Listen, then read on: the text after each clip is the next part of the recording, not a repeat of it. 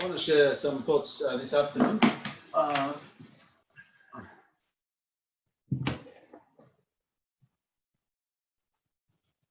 Maybe something to do with the unity among ourselves. And we're going to talk about Ephraim and Mannaseh. You know, they are quite well-known brothers. And as they grow up and how they develop their relationship after their father died, Joseph. And we go to Isaiah chapter 9, and just to see this is actually, it's also connected to prophecy as well, but it's, you know, the whole picture of these two brothers, it's also related to us as well in the church. How do we mingle? How do we see each other? How do we value our relationship? You know, do we, I think in time where everybody have got own decisions and ideas, and but maybe perhaps all sorts of trumpets in how to move things, or how to achieve our life, our relationship, and maintain our relationship with God. So we all have different voices, if you like. But there is only one voice in the Bible. You know, it's a voice of God. And the voice of God have actually moved since creation, and many things have actually formed. His fingerprints, you know, we saw that, God's creation. And through his voice, through his power, through his design, he made things, he created things. Just because of his words, his voice is very powerful. And since the beginning of Genesis, we see that how God continued to make things and create things. And in the end, he come to a point where he created men. And then as far as the Bible concerned, as history concerned, mankind continue to not continue, take up authority and take up what God have actually created, because God actually given them the first place. And then as time goes along, mankind start to abuse all the authority that they have. And life become very dysfunctional. You know, families, mom and dad, children, you know, and leads to nation as well. And the nation is dysfunctional today. And so no wonder why there is disunity in the world. You know, the world is falling apart. You know, if you look into the nation of Ephraim, there is no unity in the nation of Ephraim, the nation of Manasseh. The nation of Manasseh is falling apart. The nation of Judah is collapsed. And the whole world is in trouble because of what mankind have actually decided to do, following their own voice. You know, they try to make things up, you know, and majority of these people, they're very much aware perhaps God is in control, but still they want to convince themselves by following their own voice. And the state of the world is like that, you know. So we look back here into Isaiah chapter 9, you know, it's a great scripture about Ephraim and Mannaseh. And perhaps it would be good that we grasp this, and maybe just to give us an overview of what we should be doing and how to maintain that doing, if that makes sense. Let's have a look here, right?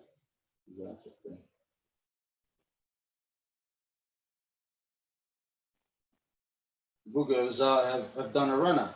I need to find it out. I couldn't find it. There we go.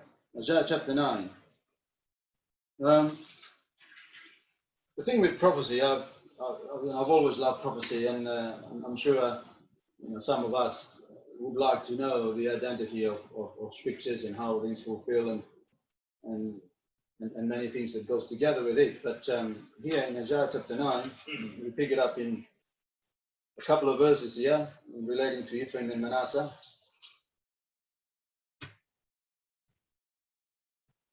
He says in verse 21, he says, Manasseh, Ephraim, and Ephraim, Manasseh, and they together shall be against Judah, for all this his anger is not turned away, but his hand is stretched out still. Now, this is something that it's been laid out between the relationship of the two, Manasseh and Ephraim, and obviously in this particular stage, Manasseh and Ephraim was holding the nation of Israel, the 12 tribes, and God have actually put them in a place, in a position where they have to guide it and bless through the nation of Israel, just the 10 tribes only in the northern house. And it talks about here that they shall be against Judah.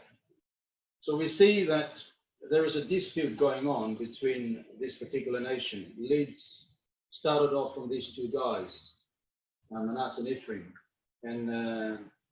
But the Bible talks about there is also dispute among themselves, Manasseh and Ephraim. And that Ephraim becomes to be the leading tribe of the of the northern house. And then he started off good, eventually he turned into idolatry. Now, Ephraim got given the birthright, where he had the birthright, he had the authority, he had the power. He was the one who's ruling over his brother, Manasseh.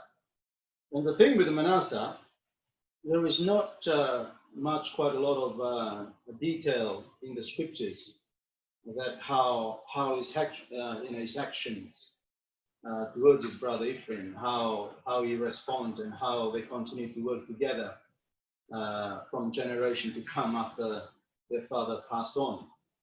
It doesn't mention quite a lot in the scriptures, but there's stories in the Bible that continue to talk about that their descendants becomes to be having a major problem among themselves. Maybe it had something to do with the land. When the 12 tribes get into the land of Canaan, Manasseh had a huge inheritance. His inheritance was massive. And Manasseh was blessed to be a great people. And they were going to be the mighty men of war, likewise Ephraim. But Ephraim had the authority and the power because the birthright was given to him. Ephraim was the youngest son of Joseph, and perhaps when Ephraim continued to grow up, knowing that he had the rule and he had the power of his brother, and it comes to a stage where he abused that. He abused that power. No wonder why the whole world is collapsed. Because mankind have actually abused authority, abused power, talking about leadership in each nation. And the whole world is like that. And people become to be dysfunctional. There's a lack of love, there's a lack of kind, there's a lack of all these things that now we've actually seen in the world. And it started off here when the Bible talks about Manasseh and Ephraim and Manasseh, they shall be against Judah.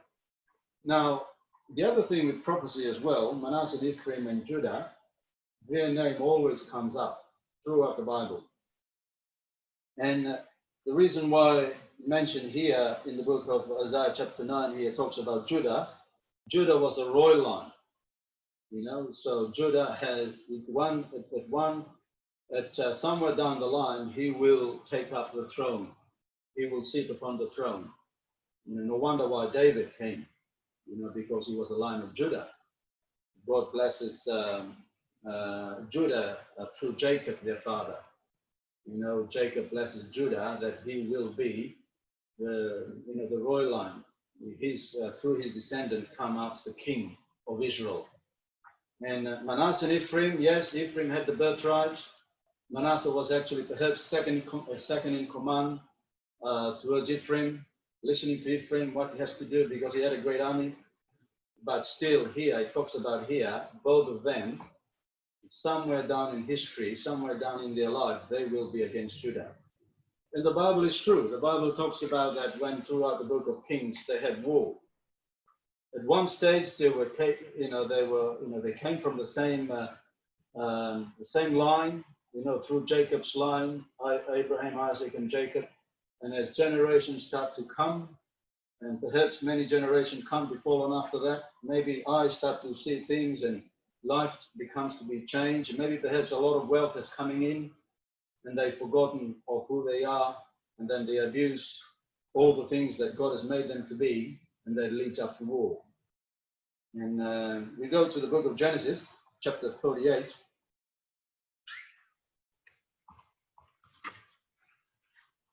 This is the birth of the two sons, Ephraim and Manasseh.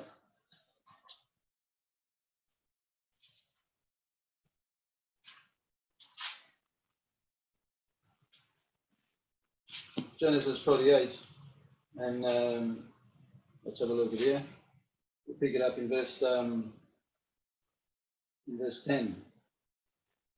This is when they were blessed by Jacob, their grandfather. Jacob blesses Ephraim and Manasseh as Joseph was actually putting them before his father Jacob. And it says in verse 10, now the eyes of Israel, which is Jacob, were dim for age, so that he could not see. And he brought them near unto him, and he kissed them and embraced them. And Israel said unto Joseph, I had not thought to see thy face, and Lord God has shewed me also thy seed.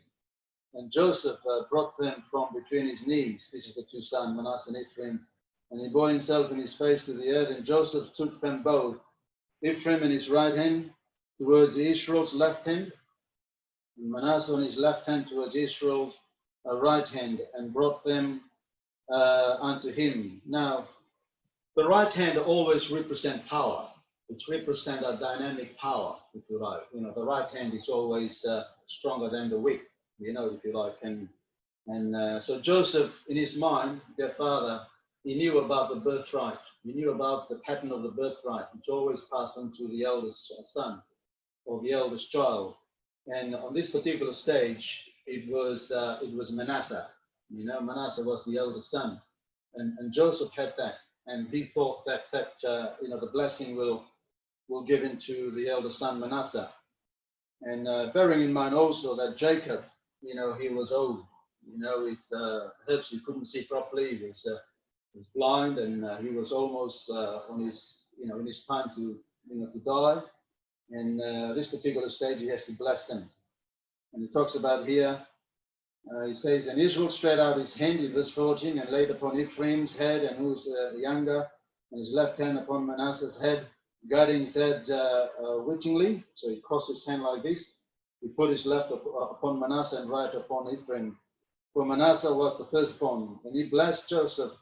And he said, God before thy father. When he said bless Joseph, he's talking about his blessing his two sons. He said, he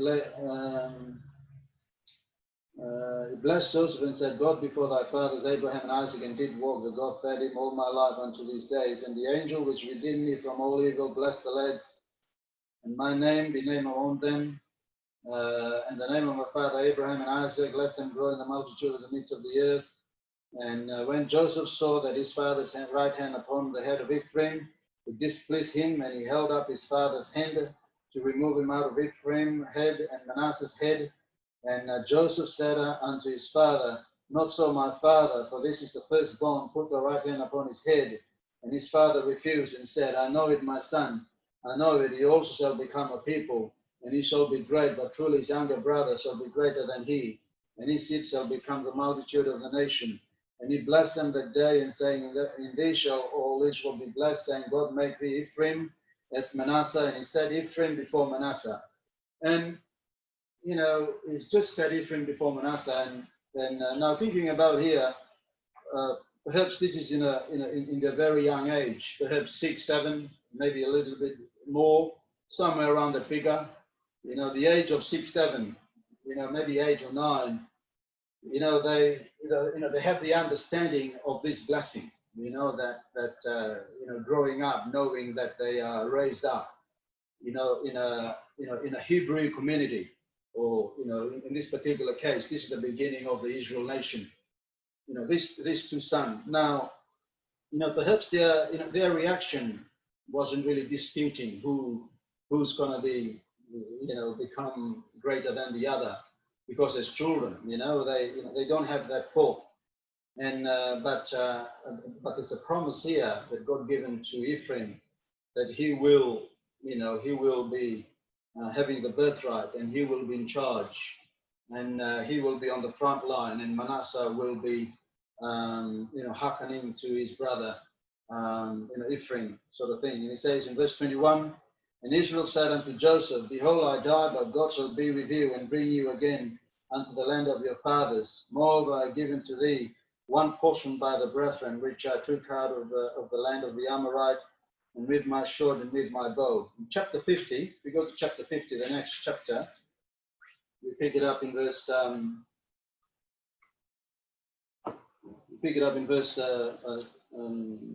23.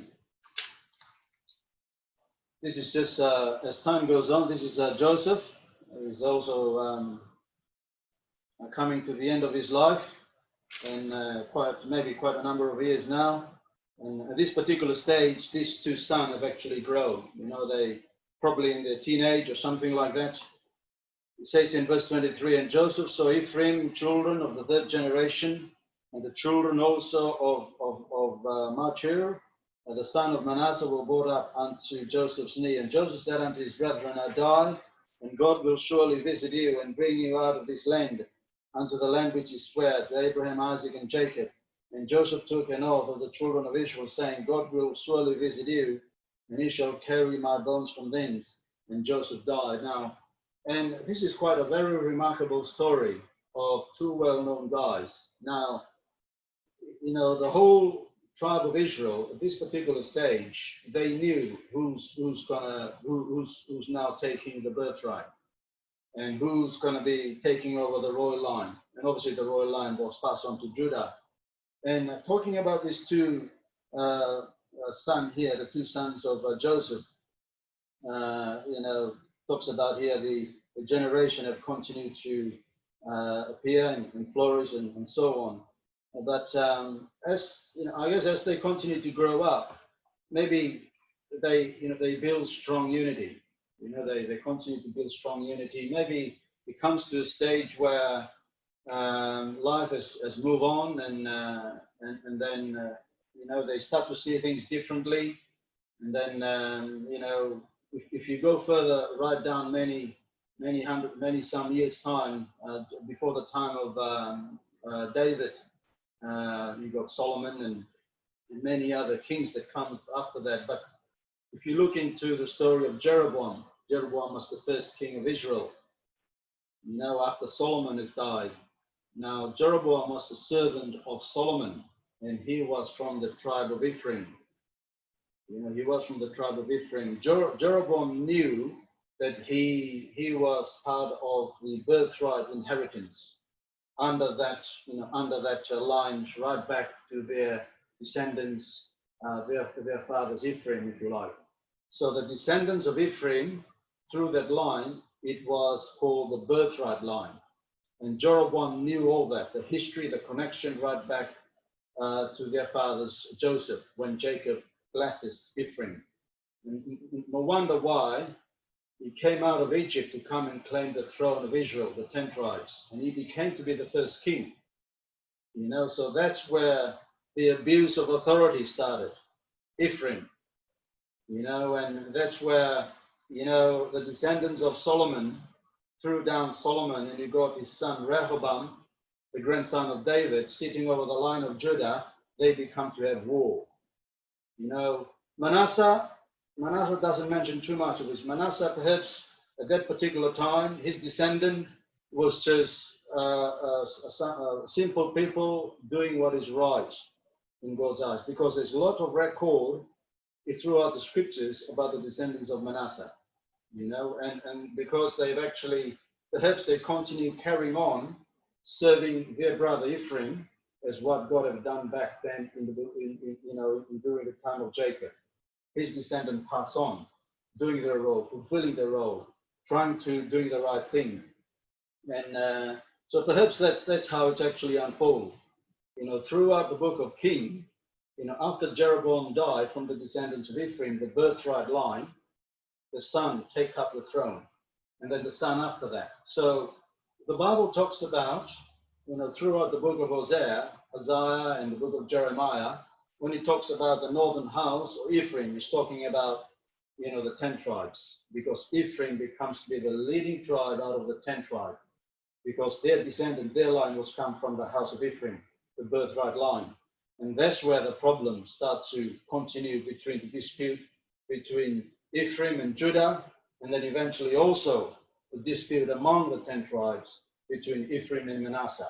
If we go to the story of Genesis, the book of Deuteronomy, just coming back to the book of Deuteronomy, just before we saw the dispute between the descendants of Ephraim and Manasseh. If we come back here to Deuteronomy with me, Deuteronomy 27.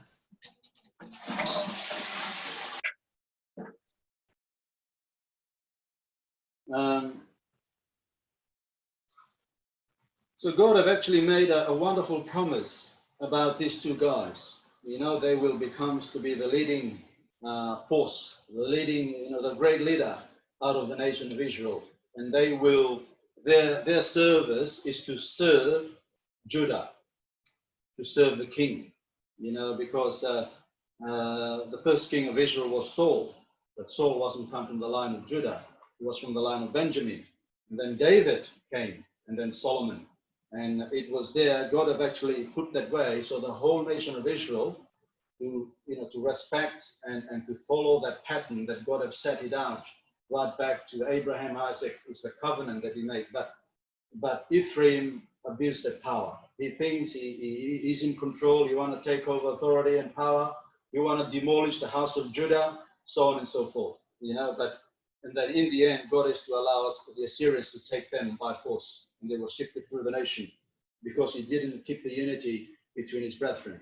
And we're going to come back between him and Manasseh later. But if we go here in Deuteronomy chapter 27, this is talking about the blessing that they should present to the whole house of Israel.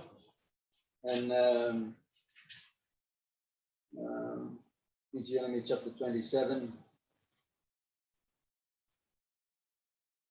We pick it up in verse 11. It says, "And Moses charged the people in the same day, saying, This shall stand upon the mount of Gerizim to bless the people when he come over Jordan, Simeon, Levi, Judah, and Issachar, Joseph, and Benjamin." When he talks about Joseph there, we're talking about Ephraim and Manasseh. So half of the tribe of Israel, they are to present the blessing upon the whole nation of Israel, to bless them. The blessing is one of the things that is promised from God.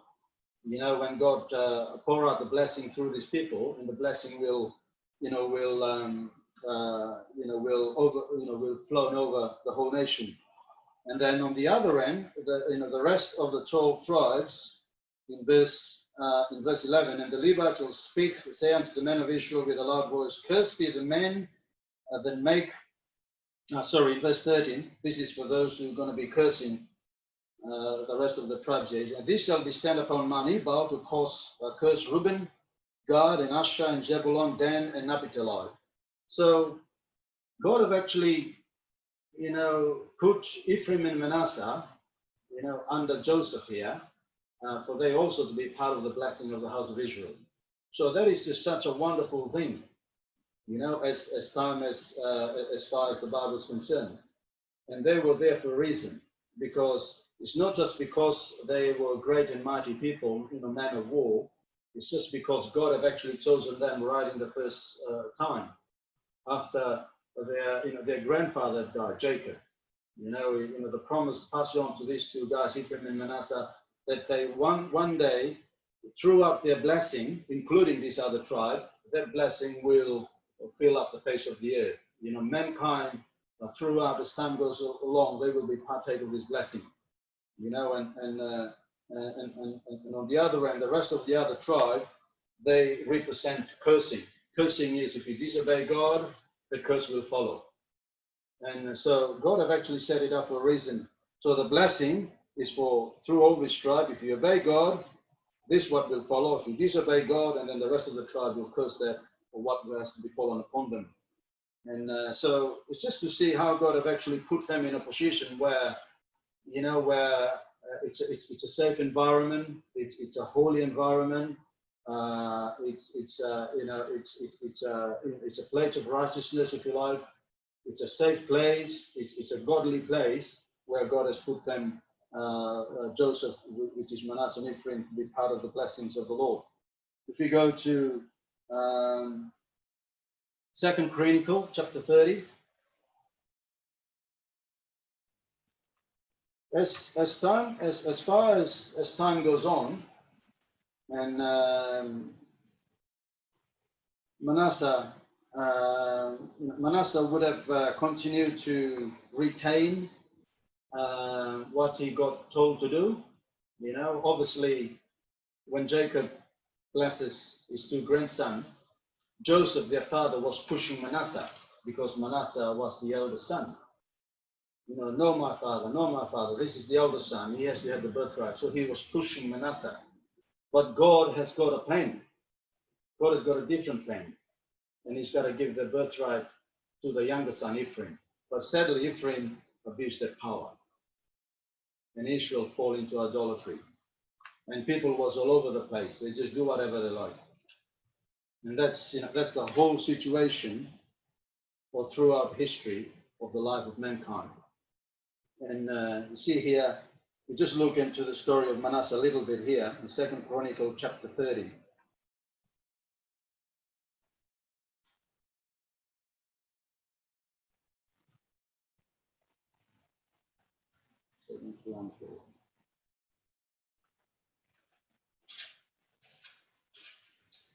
This is during the time of Hezekiah, and there was a time of the Passover.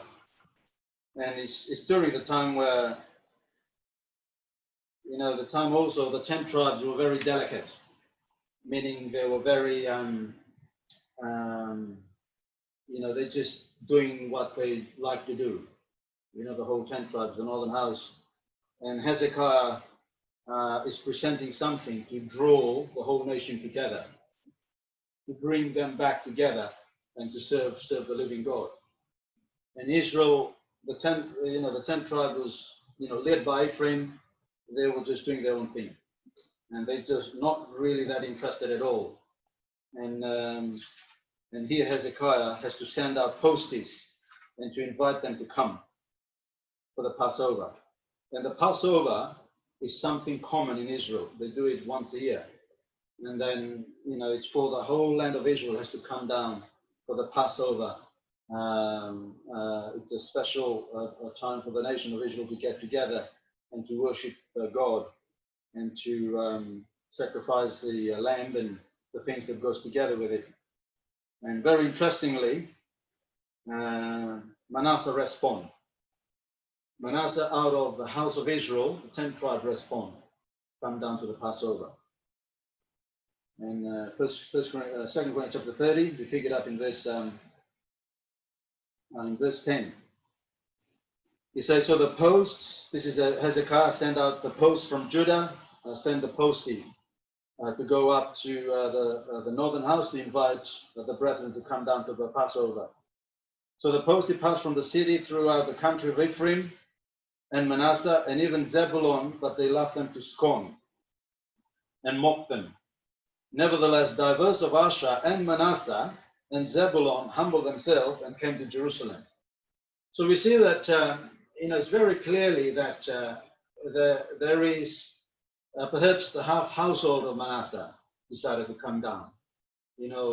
Perhaps the ones who wants to do the right thing. And they knew that, their brother Ephraim is doing something completely wrong.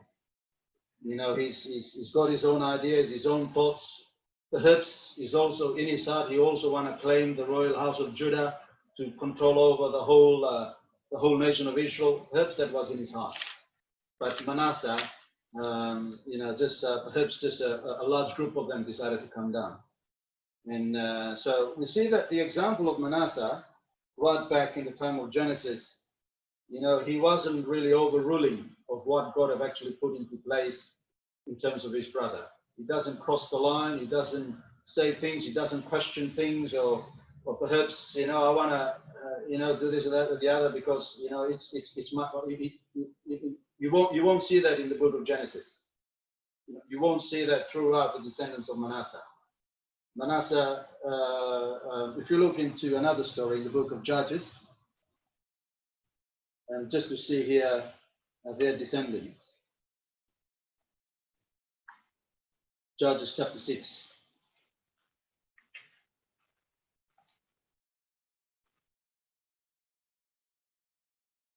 Just to see here about, it's just, perhaps there's something is in Ephraim. There's something in him which he perhaps is kind of like proud of who he was, and because he knows that they got the birthright, and in here it talks about something about him and his brother Manasseh in Judges chapter 8.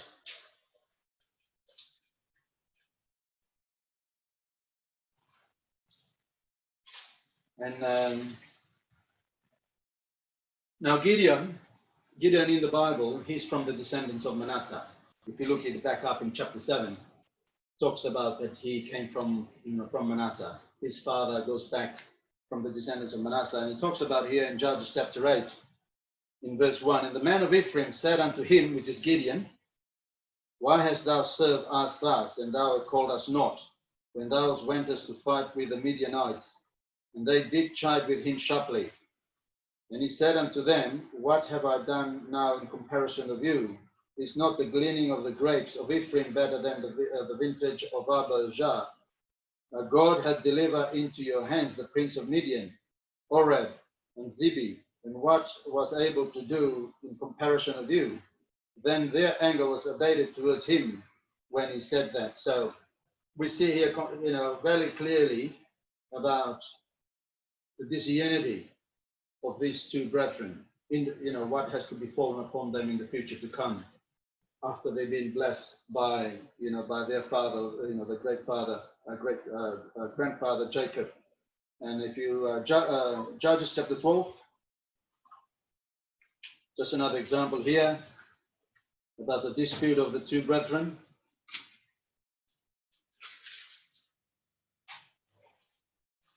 Judges chapter 12. You pick it up. This is a guy called Jephthah. Jephthah was again from the descendants of Manasseh. He became to be the judge. Likewise, Gideon. They become to be the judge of Israel. They're also from Manasseh. And Gideon with his 300 men. I reckon Gideon would have chose his own men from Manasseh to fight against the Midianites. And Ephraim doesn't like it. And in here, chapter 12, there's another example here. And the men of Ephraim gathered again themselves together and went northward and said unto Jephthah, wherefore passest thou over to fight against the children of Ammon, and did not call us to go with thee? We will burn a house upon thee with fire. And Jephthah said unto them, and I, thy people, were great strife with the children of Ammon. And when I called you, he delivered me not out of their hands. And when I saw that he delivered me not, I put my life in my hands and passed over against the children of Ammon.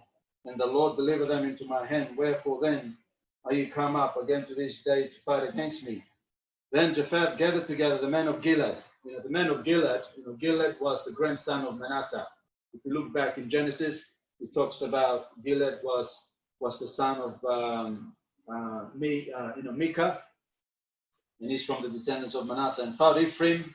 And the men of Gilead smote Ephraim, because they said, ye Gileadites are fugitives, and Ephraim among the Ephraim and among the Manassites and Gileadites took the passage of Jordan before Ephraim, and it was so that when those Ephraimites which were escaped said, "Let me go over," and the men of Gilead said unto him, "Art thou Ephraimite?" If they say no, so it's a war, And the thing with Ephraim is, perhaps he saw that he's got a very special authority. He's got a special role, and but obviously, sadly, he abused that.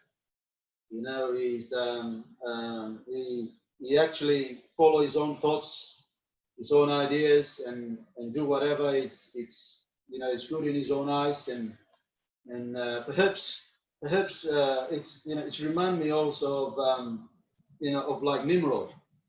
Nimrod was like that, and obviously Nimrod wasn't really any form of connected to the descendants of Hebrew right down to Abraham, but Ephraim was like that. He had the attitude, he had the example of like Nimrod. I wanna be in charge. Why don't you let me to go out with you? I've got a stronger army. I've got mighty.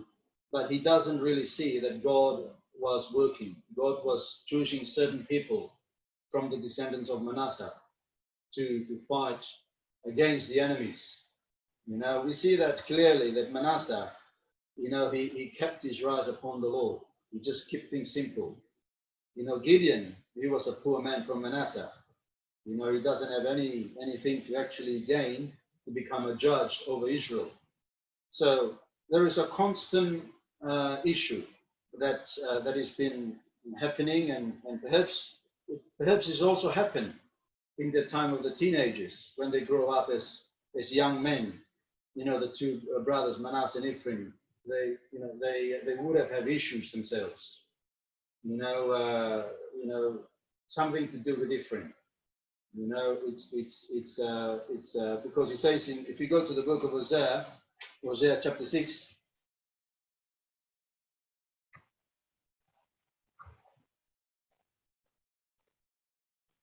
Hosea chapter 6.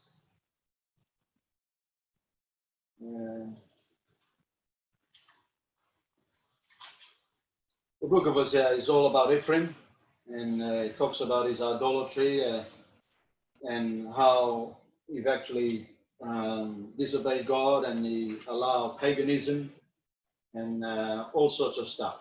He do things in his own way. And here in Hosea chapter 6, we pick it up just one verse. In verse 10, I have seen an horrible thing in the house of Israel, where there is a whoredom of Ephraim. Israel is defiled, and goes on and on and on. It talks about a bit of Judah.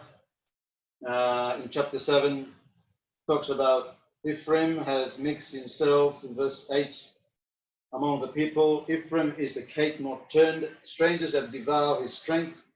In verse 11, Ephraim also is like a silly dove without heart. They call unto Egypt, they go to Assyria. So it looks like he had some mental breakdown. He goes on to say in verse 13, woe unto them. It's when I read through this story about these two guys, Ephraim and Manasseh, right back in Genesis, and you sort of track them down and how their relationship and until the coming of the generation and descendants that come after that, and it's very clearly that there is no unity in that. There is disunity, and for some are rather, things come back slowly back together again, but it doesn't seem to be sort of go the way that God have actually spoke for them to do it, but it doesn't work that way. But I reckon it's like in our family as well.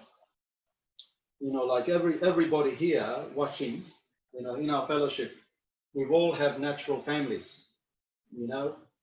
I'm pretty certain that each and every one of us, there is time where you don't get on well with your brother or sister, perhaps your parents, for various reasons. Maybe there is some form of dispute or disagreement, or or something that you've done or they've done over the years, it sort of give it,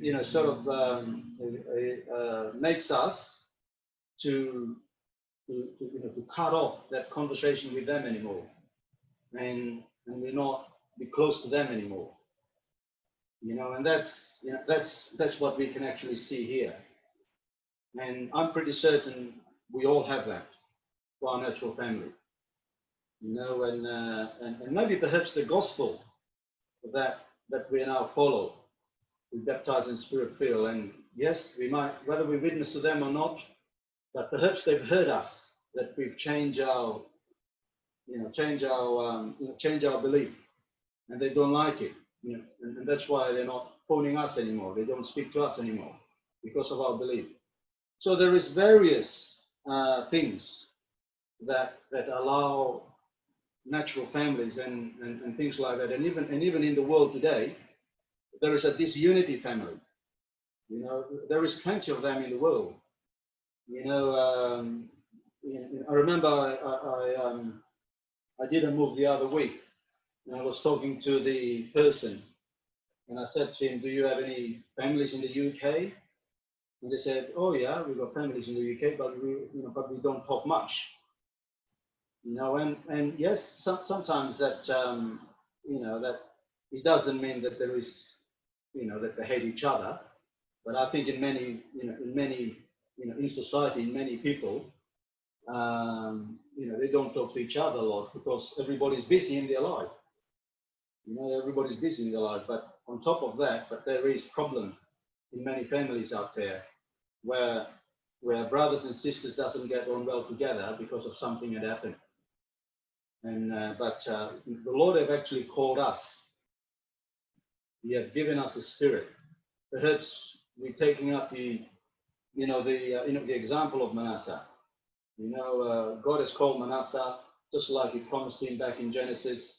He doesn't go by whatever he thinks is right. He's trying to cross over what God have actually given to his brother. Ephraim, he just keep doing the right thing. And what is going to really bring everybody together is the gospel that we preach.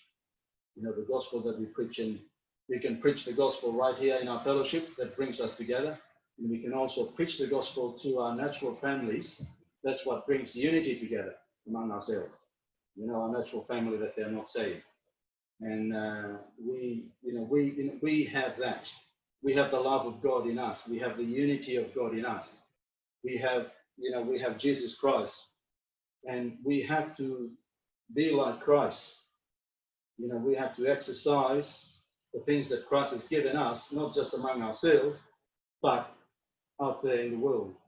And there's a lot of that now going on in the world where people doesn't get on well together, with others, and that's the problem. That is a big problem. And if we have that in our fellowship now, we having a problem, or you having a problem. We have to build unity. And when we talk about unity, we're talking about the spiritual unity. We need to get to know each other well. We need to build up unity. We need to speak more as not less. We need to talk as more as we like. The more we communicate, it talks about in the Bible, talks about in Hebrew that to do good and communicate, forget not. Communications in the fellowship is very important.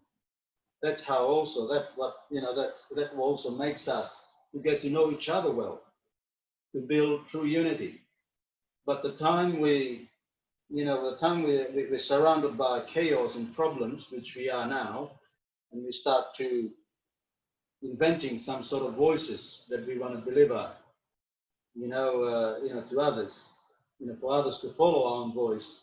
And if it doesn't matches up the voice of God, and that's obviously that's not the right it's not the right move. It's just bring problems to ourselves. It brings this disunity among ourselves, and also it leads up that we have a lack of communication among ourselves. And I guess that's what really connected here in what the story here of these two brethren. And they got a problem with Judah, but among themselves, they've got problem among themselves, Manasseh and Ephraim. You know, Ephraim had a problem with Manasseh. And although Manasseh is the eldest person, but Manasseh seems to be keeping his eyes upon the Lord and doing what is right, and so on and so forth. Just to finish off in Philippians chapter 2.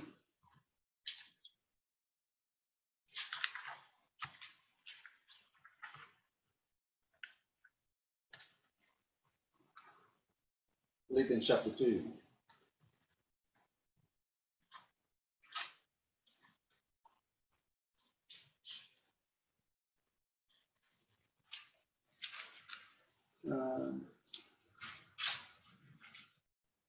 And this is what really comes down to it, folks. It says here in verse 1, if there be any for any consolation in Christ, if there's any comfort of love, if any fellowship of the Spirit, if any bowls of mercies, fulfill ye my joy, that it be like-minded, having the same love, being of one accord, of one mind.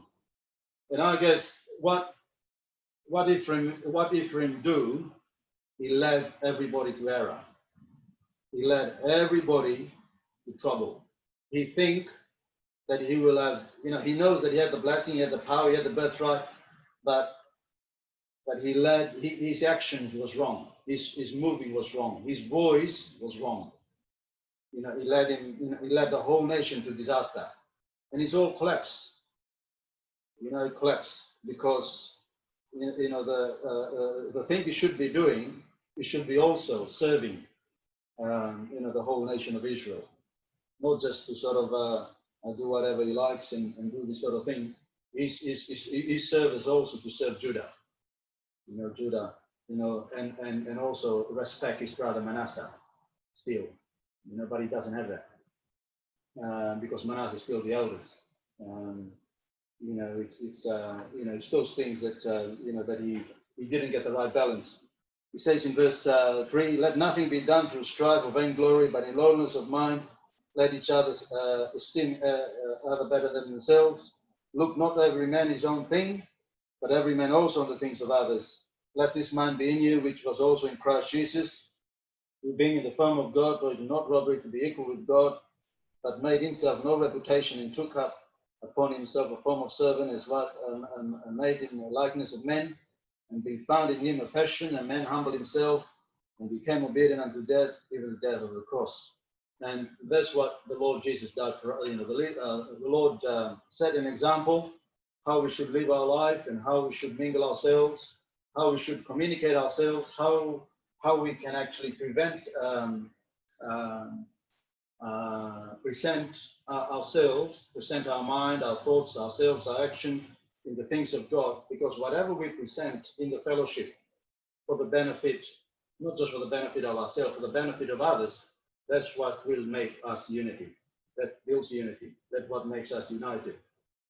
I think one of the dangerous things that we might, as we continue to walk on in the Lord, is what we, is what we saying. What we're saying. The wording of the things that we say, and I think also that is also one of the things we got to be careful what we're saying, and we got to follow the voice of God.